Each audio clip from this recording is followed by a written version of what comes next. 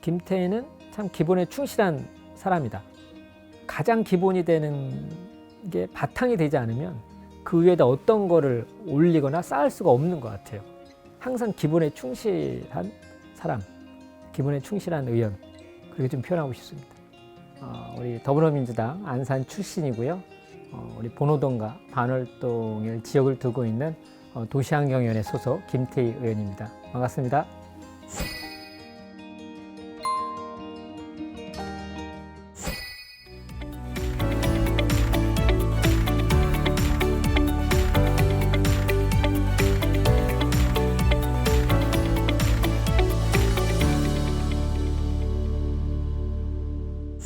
대학교 이제 20살 때는 이제 전공이 철학이었습니다. 그래서 철학에 좀 길을 좀 갔었고요. 그러다가 이제 대학원을 국제학 대학원에 중국학으로 해서 이제 준비를 좀 했고, 어학연수도 다니고요.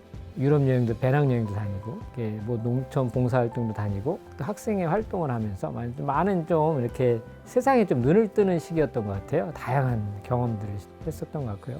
그러다가 이제 대학원 마치고 이제 사회에 첫 진출을 해야 되는데, 그 당시에 인턴 과정이라고 해서 유행을 좀 했었어요. 그때 우연찮게 국회에 인턴을 신청을 했던 게, 그게 이제 29살이었는데 그게 계기가 돼가지고 지금 제가 이제 49인데 한 20년 동안에 그 길을 오게 되게 좀 첫 사회생활의 시작이 좀 됐던 것 같습니다. 그런데 이게 저의 지금까지의 이제 길이 될지는 몰랐습니다만, 국회에서 일을 배웠던 게 이제 1년이 되고 2년이 되고 한 4년 동안에 국회라는 공간에서 많은 이제 정책도 좀 다뤄보고 많이 일을 솔직히 많이 배웠고요.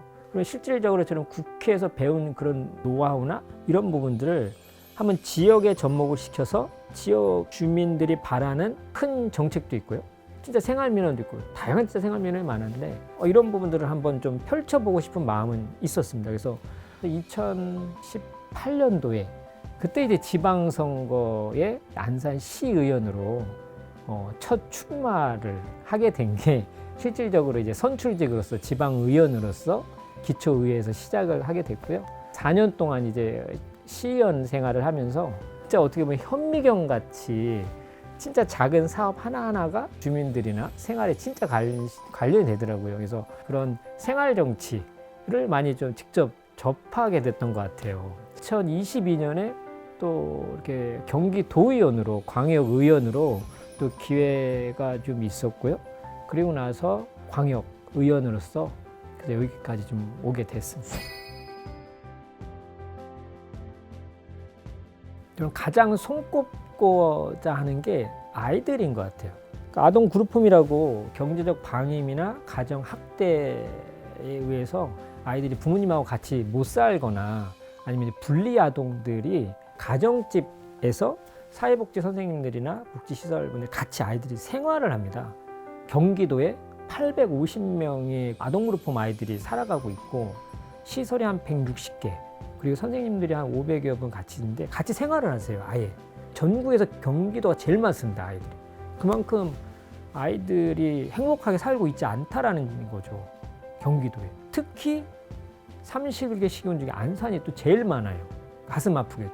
그 아동 그룹홈의 시설 대표님들이 계신데, 이분들의 수건 과제가 아동 그룹홈을 지원하는 센터가 필요하다는 거예요.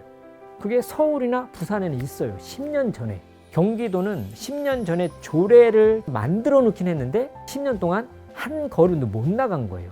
센터가 만들어지면 아이들을 이제 자립 지원을 해서 나가거나, 아이들을 이렇게 대한 그 프로그램을 하거나, 또 시설 선생님들, 사회복지사분들 역량을 강화하거나 후원을 할 수 있는 이런 시스템들이 갖춰지는데, 이렇게 실질적인 센터를 운영하게 하는 조례는 드물어요.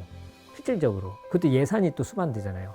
부모님하고 행복하게 살아가야 할 어린이들이 3살 때부터 들어와서 평균 10년을 살고 사회에 나가는 거예요. 상처받은 아이들 지원하기 위한 경기도 차원의 센터가 필요하고, 이런 부분이 진짜 도전했던 것 같아요. 다른 상임위원회예요. 여성가족위원회. 거기 가서 조례 또 발의하고, 이 센터 이거 진짜 필요합니다. 이 아이들을 위해서. 저는 이제 안산에 가장 또 많다 보니까 그게 지금 조례가 설치하고 그에 대한 센터가 만들어졌고 운영을 하고 이제 올해 또 송년회를 합니다. 그렇게 그래서 또 초대를 또 받았어요. 이쪽에 또 고맙다고 또 이렇게 해주신다는데 저희 이제 도의원 의정 생활 중에 가장 보람을 느끼는 거예요. 되게 작은 거일 수도 있는데 학교에 엘리베이터 설치하는 게 있습니다. 저희 동네에 100개 학교 중에 엘리베이터가 없는 곳이 딱 2곳이 있다라는 거예요. 실제로 학부모님을 만났는데 5학년 초등학교 어머님이세요.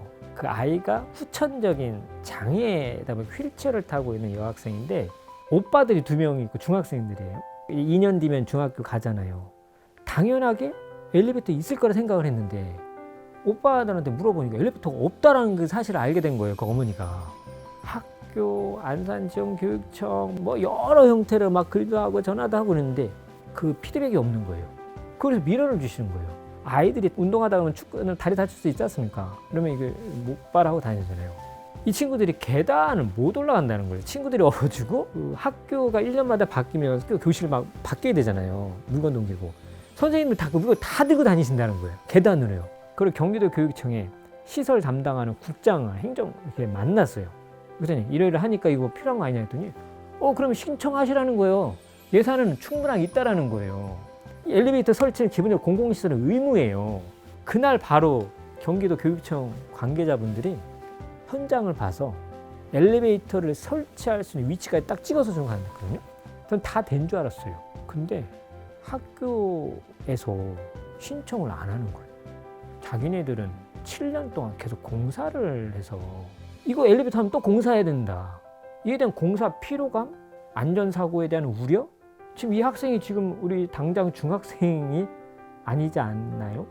그 이야기를 듣고 저 충격이었어요. 저분이 교육자분들이신가? 뭐 앞에서 삭발을 하든 뭔가 피켓시를 하든 무조건 이거는 이제 해야 된다고. 주민 서명운동도 하셔야 된다. 그래가지고 이틀 만에 한 600명이 해주시더라고요. 진짜 안 되면 여기 본회의장에서 임태희 교육관님 상대로 이런 학교가 있다라는 거를 작심하고 한번 하려고 마음까지 먹었어요. 그래서 결국은 엘리베이터 사업 신청서를 냈고 내년에 학생이 이제 중학교 들어가는데 엘리베이터 만들어졌고요. 한 학생에서 시작을 했지만 진짜 눈물겹게 이 엘리베이터 설치하는 과정이 짠해요.